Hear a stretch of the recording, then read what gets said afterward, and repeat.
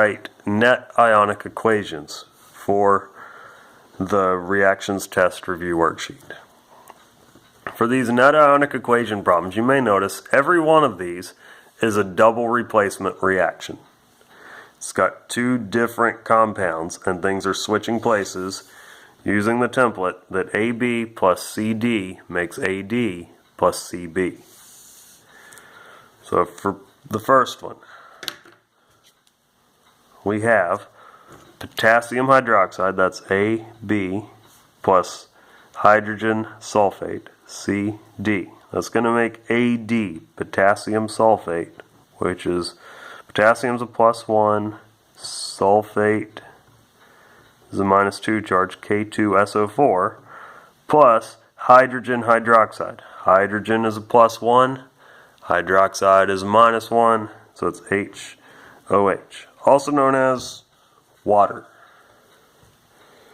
Now, potassium sulfate is soluble because potassium is in group 1, and all group 1 compounds are soluble, and pretty much all sulfates are soluble. But this other thing we've made is water, which counts essentially the same as our precipitate. So for our net ionic equation, on the right-hand side of the arrow, we write the thing that made the reaction happen, the water, HOH. And on the left-hand side, we break it apart into the hydrogen ions with the +1 charge, plus our hydroxide ions with the -1 charge. You can write the ones or you can leave them off, but you do have to write the charges. And that's the answer to that one.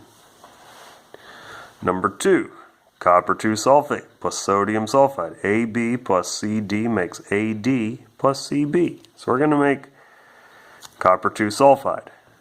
Now the way we know the charge, if we look on our reference tables, sulfate has a -2 charge, so copper must have been a +2 charge. So it's going to make copper 2 sulfide. Well, copper is a +2 charge.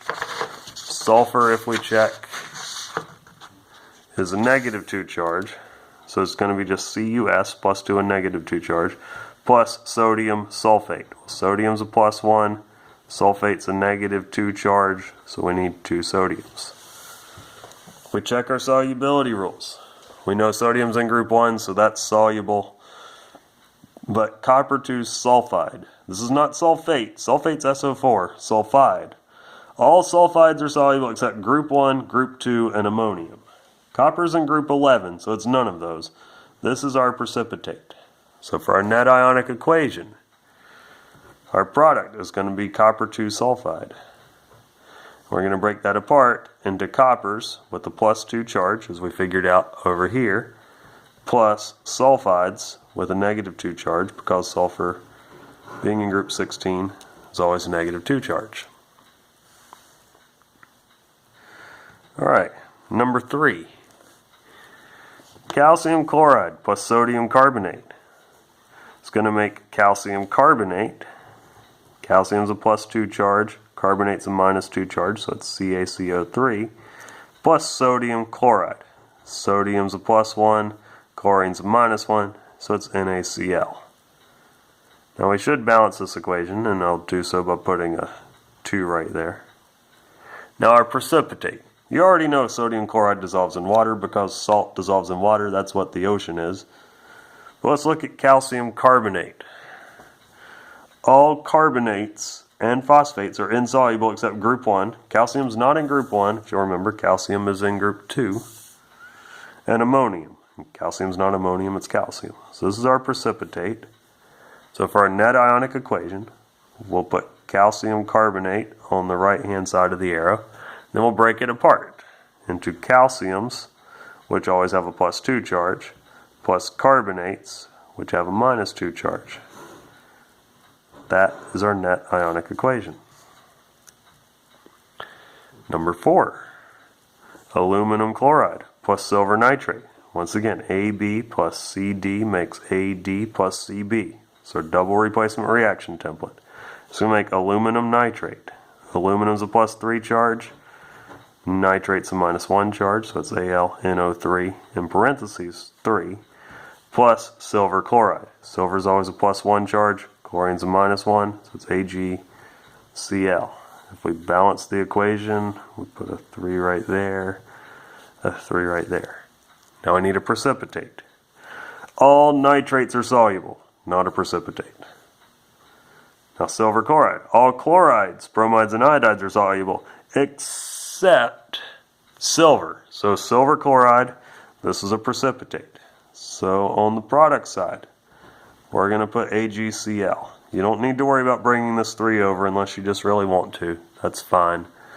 But just on the product side, we put our precipitate, silver chloride, and we break it apart into silver ions, which are always a +1 charge, plus chloride ions, which are always a -1 charge. And that's our net ionic equation. Last problem. Magnesium hydroxide plus hydrogen nitrate. That's going to make magnesium nitrate. Magnesium is a +2 charge. Nitrate is a -1 charge, so it's MgNO32, plus hydrogen hydroxide. This is looking familiar. Hydrogen is a +1, hydroxide is a -1. If we balance this, we'll put a 2 right there and a 2 right there. This is going to be the exact same net ionic equation as the first one, because this reaction happens because it made water. These are going to look exactly the same. Our product is going to be water, which we can write as HOH, or you can write it as H2O. It doesn't really matter. Break it apart into H pluses plus OH minuses. So you can write it that way, or if you want, you could do H plus OH minus makes H2O. Or if you want to be really pedantic about this, you could put the 2 right there, and the 2, and the 2. I'll accept any one of these as a correct answer. And that's it for net ionic equations.